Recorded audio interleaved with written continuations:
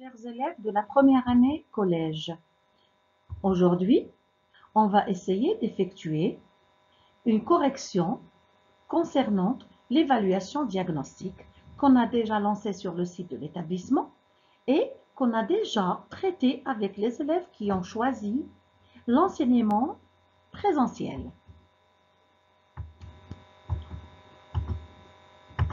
On commence par le texte. Le voici devant vous et je vais le lire pour vous.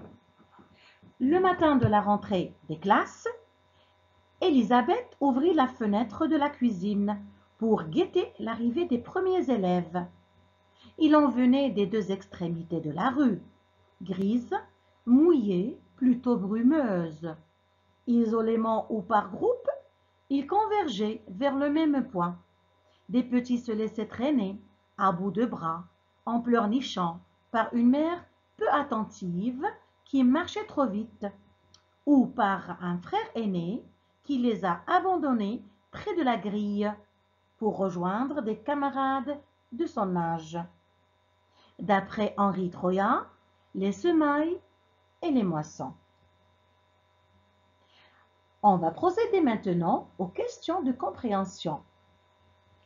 La première chose qui était demandée, c'est « Donne un titre à ce texte ».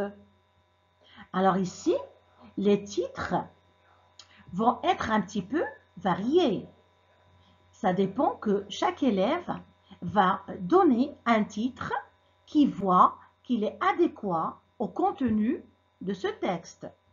Par exemple, il y en a parmi vous qui vont donner la rentrée des classes, le premier jour de l'école, la rentrée scolaire, etc. D'accord? Deuxième question, qui en est l'auteur? Qui en est l'auteur? Automatiquement, l'auteur, vous allez me dire que c'est Henri Troyat. L'auteur de ce texte est Henri Troyat. D'où ce texte est-il extrait? Alors, ce texte est extrait d'où? Très bien, les semailles et les moissons. Quatrième question, pourquoi Elisabeth ouvrit-elle la fenêtre de la cuisine? Alors, c'est déjà écrit devant vous. Elisabeth ouvrit la fenêtre de la cuisine pour guetter l'arrivée des premiers élèves. Elisabeth n'ouvrit pas la fenêtre pour aérer cette dernière, mais pour guetter, c'est-à-dire pour voir, pour surveiller l'arrivée des premiers élèves. Cinquième question, comment était la rue? Alors la rue était grise, mouillée, plutôt brumeuse. Alors brumeuse, c'est-à-dire obscure. Autrement, elle n'était pas claire. Sixième question, qui accompagnait les petits à l'école? Alors ces petits étaient accompagnés par une mère peu attentive qui marchait trop vite ou par un frère aîné qui les a abandonnés près de la grille. Alors c'était ça, les questions de compréhension. Vous allez voir ici même, voilà le titre, choix multiples comme je viens de vous dire, l'auteur, l'extrait, pourquoi Elisabeth ouvrit la fenêtre, comment était la rue et les personnes qui accompagnaient les petits à l'école. D'accord? Alors, je passe maintenant au lexique. La première question était réécrire la phrase en remplaçant le mot souligné par son synonyme. Alors, la phrase était « Les enfants vont à l'école pour rejoindre leurs camarades ».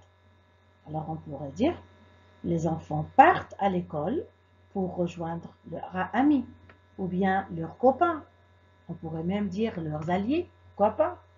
La deuxième phrase était « Elle ouvre la fenêtre pour guetter l'arrivée des élèves ». On a souligné le verbe guetter et le groupe nominal des élèves.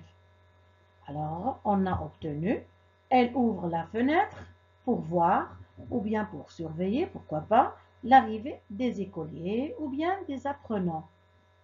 Huitième question, ou bien toujours dans la septième question, petit b, on va réécrire là cette fois-ci en remplaçant les mots soulignés par leur antonyme, c'est-à-dire qui dit le sens contraire ou bien l'opposé. La première phrase, on n'avait qu'une seule phrase. Elisabeth guette l'arrivée des premiers élèves accompagnés des mères attentives. On a souligné l'arrivée des premiers et attentives. Alors, on va voir la réponse. Elisabeth guette le départ des derniers élèves accompagnés des mères inattentives. D'accord? Passons maintenant à la huitième question. Trouve le suffixe, le préfixe et le radical des mots suivants et classe-les dans un tableau. Alors, le tableau va contenir 3 colonnes, c'est-à-dire le radical, le suffixe et le préfixe. On avait respectable, malheureusement, incorrect, déblocage.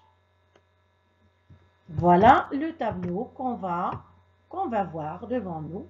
Alors, pour respectable, il n'y a pas de préfixe, il n'y a qu'un suffixe able et le radical, c'est respect.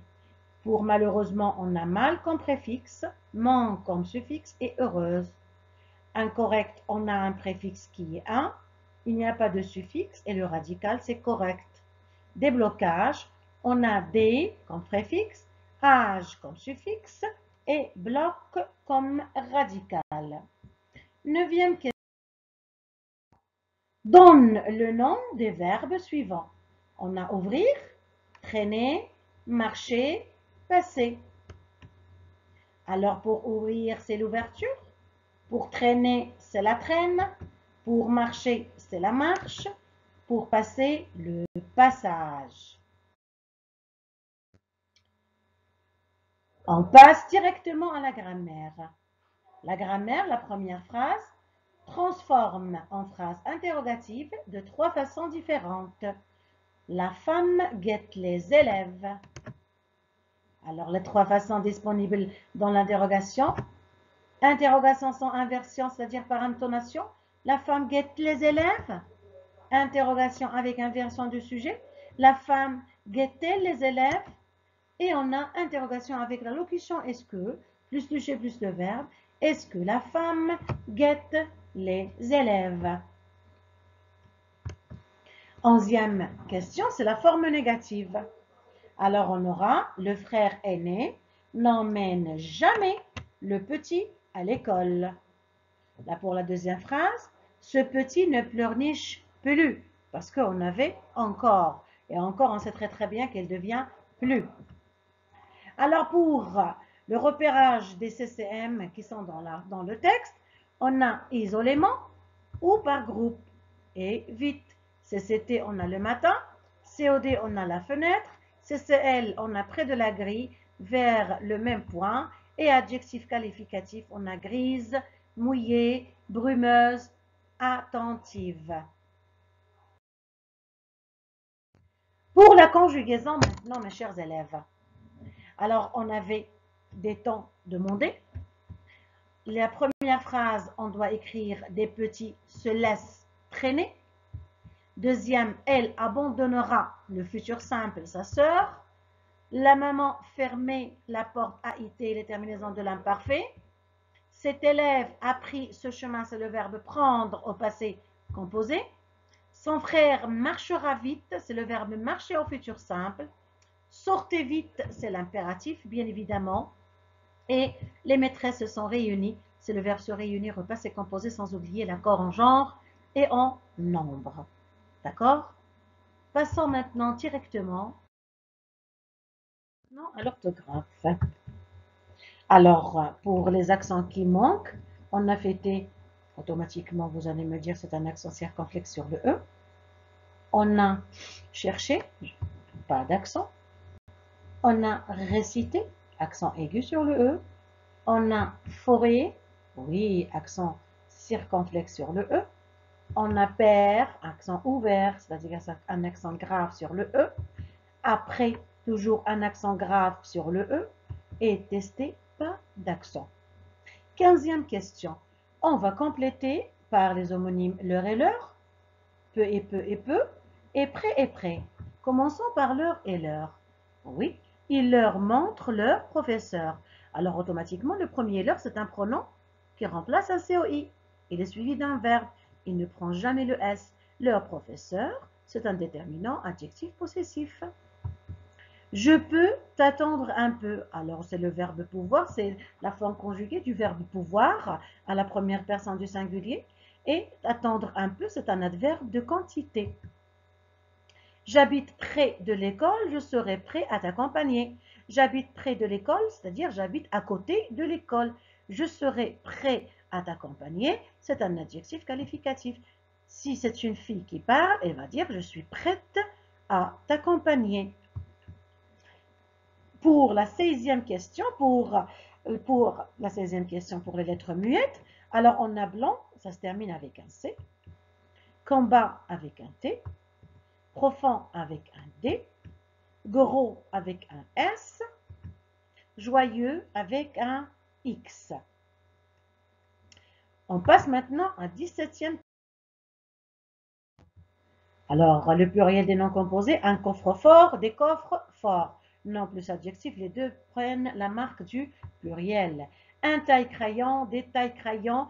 Taille ne prend pas la marque du pluriel parce qu'il s'agit d'un verbe. Le verbe ne prend jamais un S. Crayon, il prend un S. Un arc-en-ciel, des arcs-en-ciel.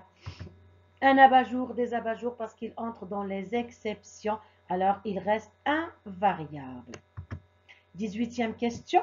Alors, on va encadrer les mots invariables et on va les classer dans le tableau. Alors, pour le tableau, on a les prépositions de, pour et à. Pour les conjonctions de coordination, on a et dans. Et pour les adverbes, on a toujours.